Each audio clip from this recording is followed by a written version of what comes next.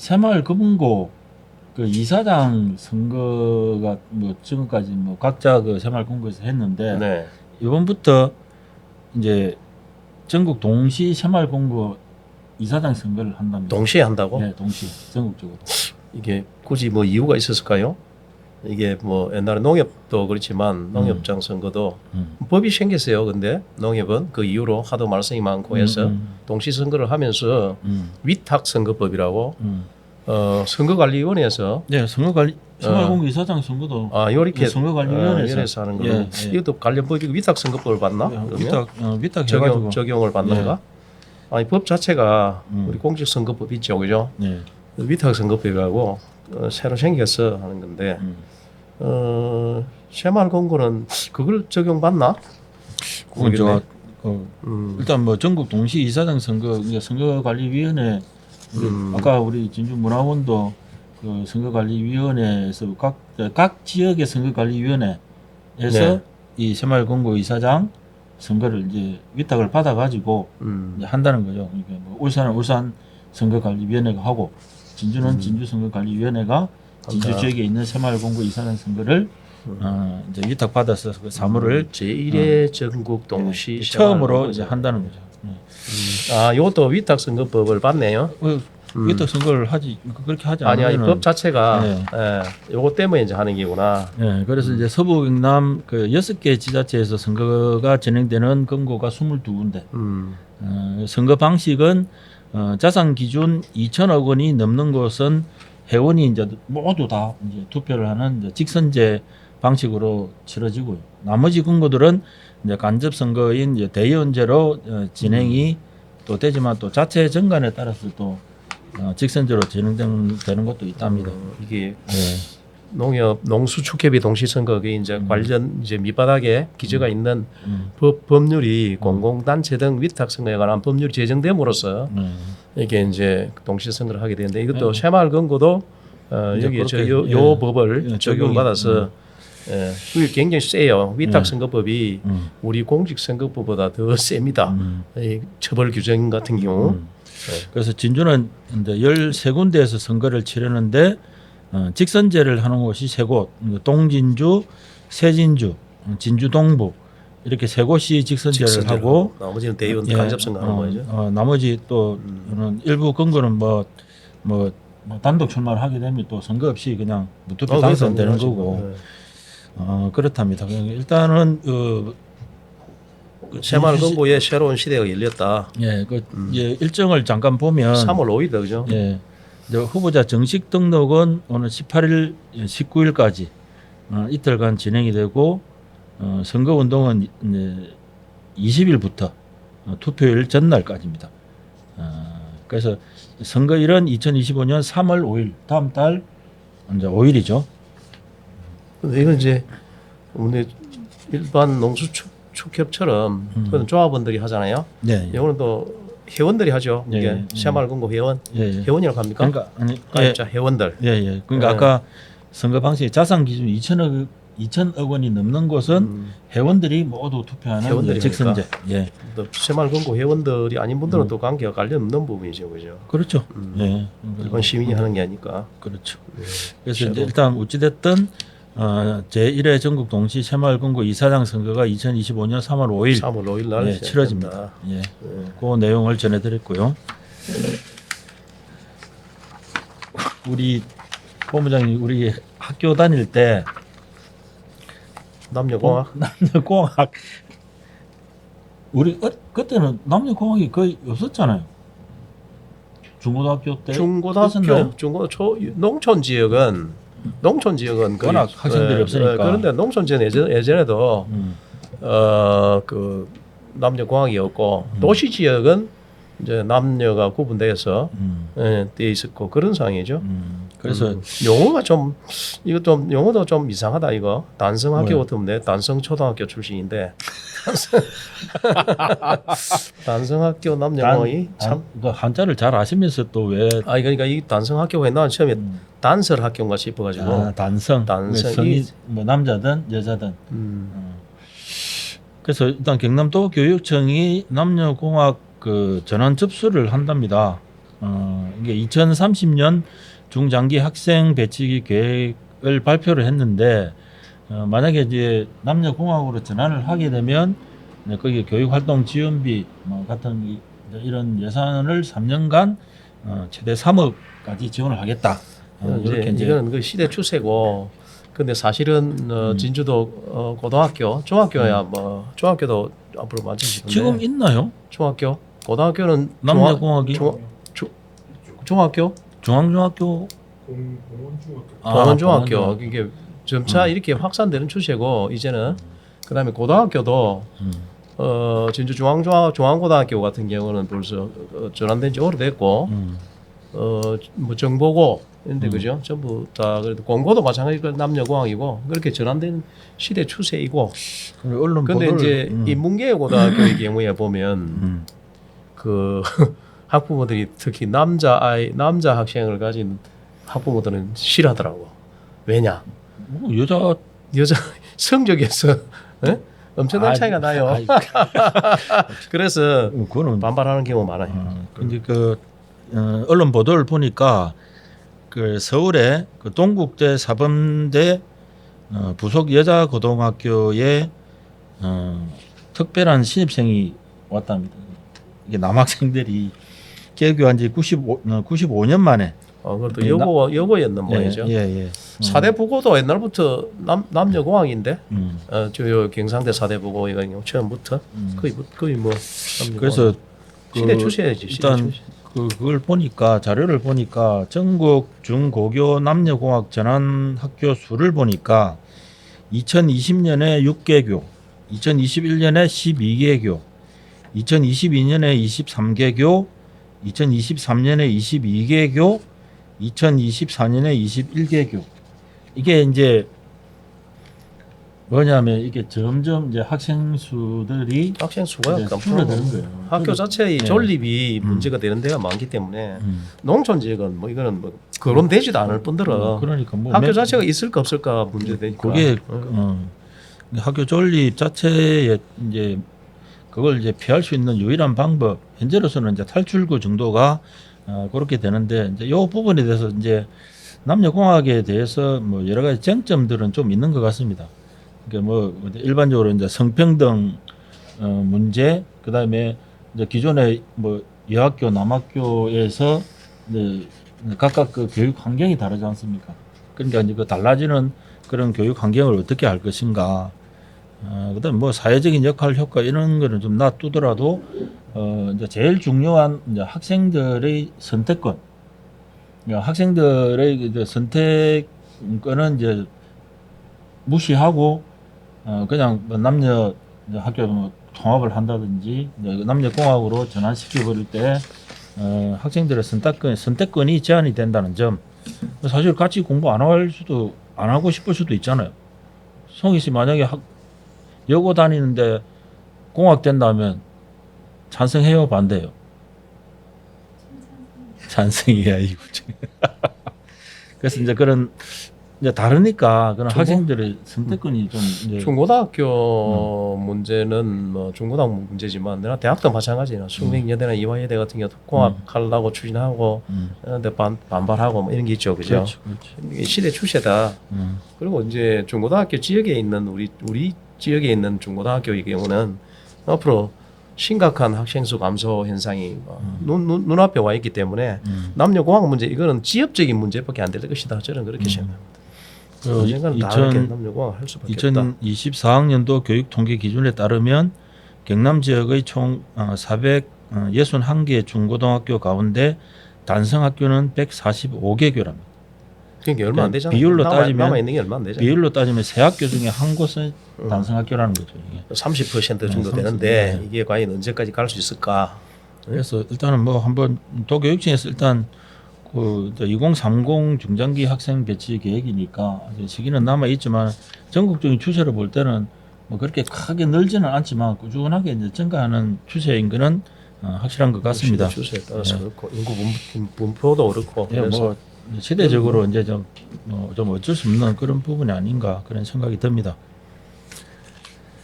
다음에는 그 사천 광역 쓰레기 소각장 이게 이게 진주와 사천 이 광역화 이게 무산되면서 사천시에서 이제 광역 쓰레기 소각장 이거는 사천시의 경우는 사천시 쓰레기 소각장이지 광역이라 하면 진주시와 사천시가 같이 하거나 여러 개 다수의 지자체가 같이 해야 이게 광역인데 광역이 아니고 이거는 사천 사천시 쓰레기 소각장 예. 지금 4등인가 저주 삼천포에 있는데 이게 기존 소각장이 시설이 있어요.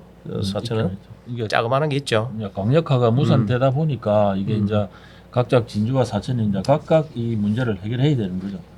그러다 보니까 근데 쓰레기 소각장 같은 경우에 일단 해모 시설이라는 그 주민의 인식이 아직까지는 강하고 새롭게 좀 환경 문제 이런 데도 좀 민감한 편이고 일단 사천의 경우를 보면 일단 2차까지 희망 지역을 이제 공모를 했는데 거의 없을긴데 이거. 희망 지역이 없어요. 그러니까 이제 뭐 제3차 공모에 또 나서긴 했지만 현재로서는 3차 공모를 뭐 했네요. 한다고 해서 이게 희망 지역이 나타날지 그것도 좀 참 불투명하다. 바람직하지 못하죠. 못한 건데 이런 이제 주민 기피 시설 해무시설 가면 안 되고 기피 시설을 이제 이걸 이제 여러 지자체가 합해 가지고 지혜를 모아서 그죠 적지를 모아서 서로 이제 이익을 공유하고 뭐 이렇게 하기 위해서 광역화를 추진했는데 이게 무산되면서 그 이거 하나 지금 단위 시설도 하나 광역화를 못 하는데 어떻게 행정 통합을 한다는 건지 내가 모르겠고. 그러니까 그죠? 이 부분은 책임을 져야 돼요. 왜냐하면 이제 그런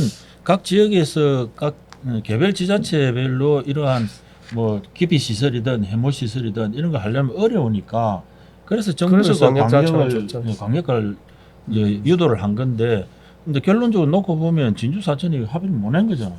그러면 이 각각 진주나 사천이나 다 여기에 대한 책임을 져야 되는 거예요.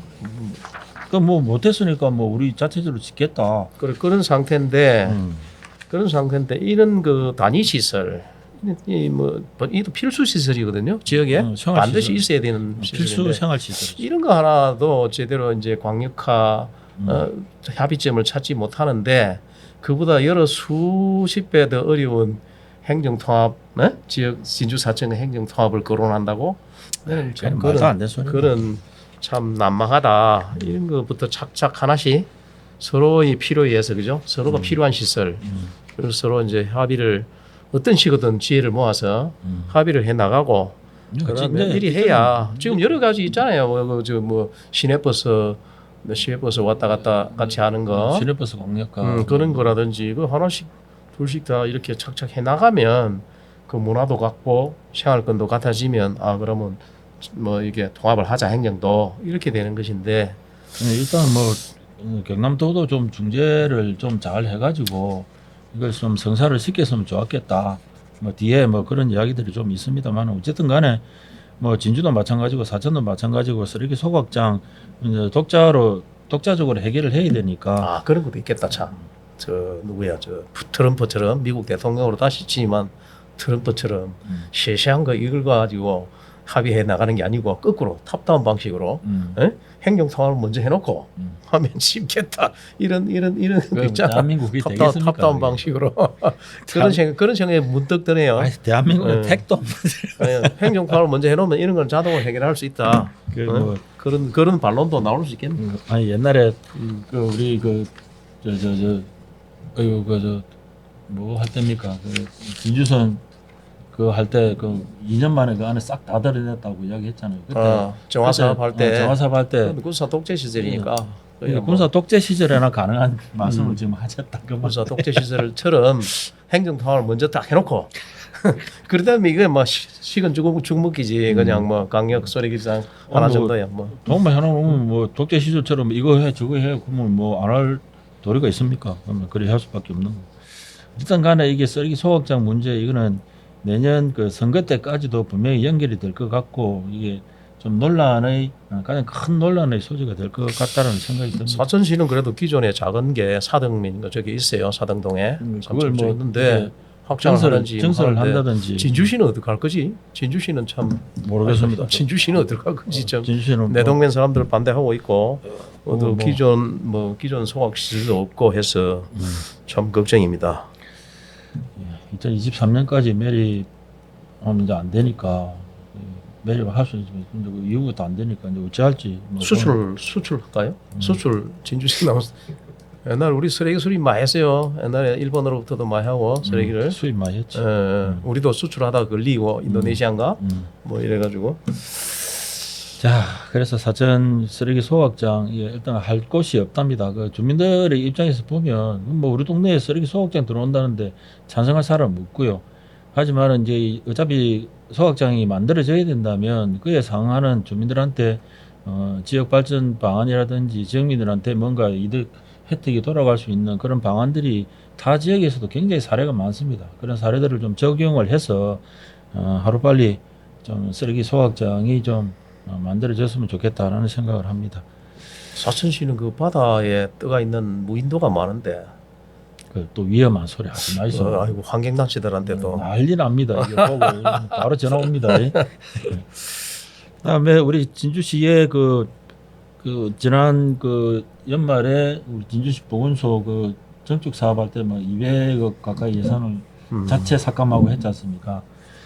그때 이제 그 이야기 나왔던 게 뭐냐면은 그 진주시 남부 건강정진형 보건지소 이제 이러한 주민의 건강 정진을 위한 어떤 공간들이 더 많이 생겨날 거기 때문에 진주 보건소의 규모가 그렇게 클 필요가 없다라는 게 진주시의 입장이었거든요. 그래서 이제 현재 보니까 진주시 남부 건강 정진형 보건지소가 현재 시범 운영이 되고 있답니다. 2월 개소했고 뭐 이번 달 안으로 뭐 이렇게 이제 본격 이제 개소를 할 내용인데 이제 옛날에 보면 우리 보건소 이라면 이제 우리 그 일반 병원하고 좀 이렇게 낮다 뭐 수준이라 해야 됩니까? 시설이나 뭐 이런 게 좀 낮다 이런 생각이 됐었는데 역할이 다르죠. 역할이 좀 다른 부분이 있었는데 이제 조금 개념이 좀 달라지는 것 같아요. 옛날에 같은 기존 이제 진료 중심의 어떤 보건지소에서 지금 예방하고 건강 관리 뭐 이런 쪽으로 그렇죠. 방향을 조금 이제 다르게 잡은 것 같습니다. 보건지소 운영이. 그래서 이 남부 건강정진형 보건지소, 이 건강정진형이라고 이름을 붙인 것 같고요. 어디냐 하면은 그 진주시 정촌면 행복드림센터 내에 내에 이 남부 보건지소가 지금 시범 운영을 하고 있답니다. 그래서 뭐 안에 보니까 뭐 민원실, 의과, 한의과, 진료실, 구강보건실, 건강생활실천실, 예방접종실, 다목적실, 주민연계실. 그래서 일반 진료는 이제 공중보건의 수가 지금 잘 없지 않습니까? 그러다 보니까 약간 일부 제한적으로 운영이 되는 모양입니다. 그러면 뭐 지역에 민간 병원도 있고 하니까 되는데 앞으로 이런 시설들이 과연 이제 노령화 시대, 우리 고령화 지역이죠. 농촌 지역에 특히 정촌면 같은 경우도 정촌면 아파트 단지를 제외하는 그 뭐 노령화되어 있는데 고령화 우리 그좀 시민들에게 뭐 어떻게 해야 되는가? 고령화에 대비한 그런 그 이제 문제는 또 앞으로 참 복잡한 문제가 많을 거예요. 고령화된 우리 특히 농촌 지역의 경우에 그분들이 자기 발로 그 보건지소나 이런 걸 찾아올 수 있느냐 하는 문제도 있고 그렇죠. 그럼 또 75세 이상 되면 또 70세 이상 75세 이상 되면 면허증 반납하러 가는데 그죠? 상 때문에 이런 거 어떻게 할 것이 참 정치나 이 행정을 하시는 분들이 참 앞으로 고민이 많겠다. 이제 기존의 행정을 답습하면 이 시대는 못 따라갈 것 같아요. 참 걱정이 됩니다.